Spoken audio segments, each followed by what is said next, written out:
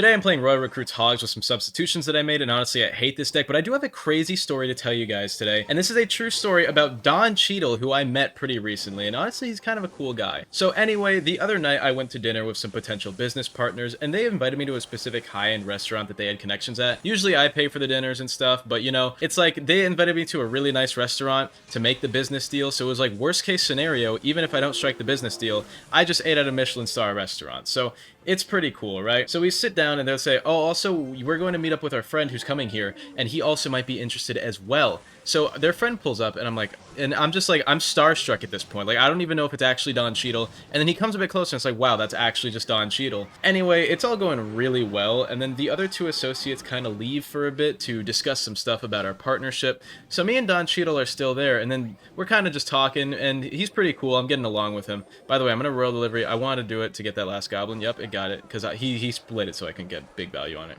Right, but Don Cheadle's like, hey, you want to see something cool about this restaurant? So I'm like, sure.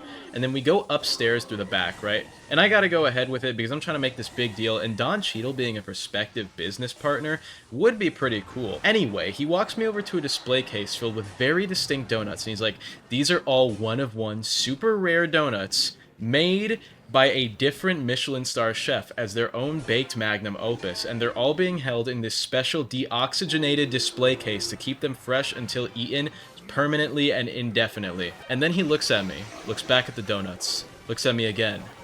You want one? So I'm thinking, no way, these are all one-of-ones, but I'm sure that if he's being serious about it, maybe we could strike a partnership up here, right? So of course I said yes, because honestly I really wanted to try these one-of-one Michelin star donuts, right?